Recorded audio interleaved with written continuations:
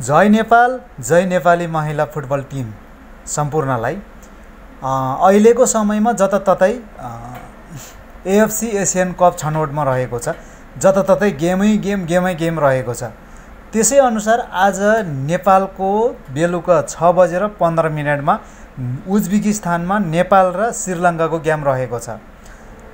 आजको गेममा चाहिँ हाम्रो नेपाली चेलीहरूले अवश्य पनि जित निकाल्नेछ।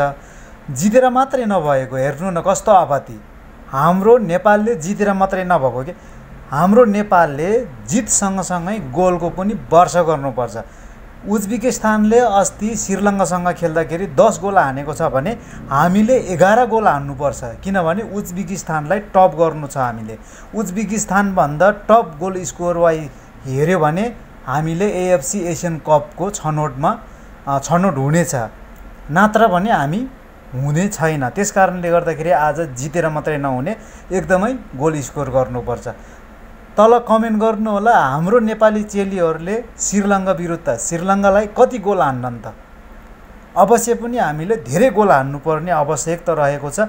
हुन त हाम्रो नेपाली चेलीहरूले पहिल्यैबाट हैन जितेरै आएको छ।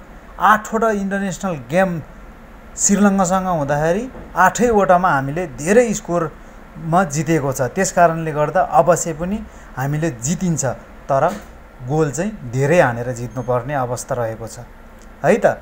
सम्पूर्णले सपोर्ट गरौँ, माया गरौँ हैन। हाम्रो माया नै हाम्रो चेलीहरूको लागि एकदम अनुदान हुनेछ। त्यसकारणले गर्दा सबैले माया गरौँ,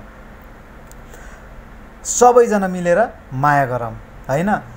एसियन कप छनौटको लागि चाहिँ अवश्य पनि अब हामीले उज्बेकिस्तानसँग खेल्दाखेरि हामी बराबर भए पनि हामीले चाहिँ अस्ति 9 गोल हान्यो, अहिले 10 गोल हान्यो, 19 गोल हान्यो र उनीहरूको भन्दा स्कोर हाम्रो बढी भयो भने हामी नम्बर 1मा जानेछ र हामी चाहिँ एसियन कप छनौटमा जानेछ। त्यसकारणले गर्दाखेरि हामीले आज धेरै गोल हान्नुपर्ने अवस्था रहेको छ। हाम्रो चेलीहरूले हान्लान् त, अवश्य पनि हान्छ। हाम्रो चेलीहरूले सम्पूर्ण फुटबल चेलीहरूलाई शुभकामना छ। जसरी पनि हान्नु होला। हाम्रो अगाडि स्ट्राइकरहरू, मिडफिल्डरहरू, डिफेन्डरहरू र किपर सम्पूर्णलाई बधाई छ। Best of lock.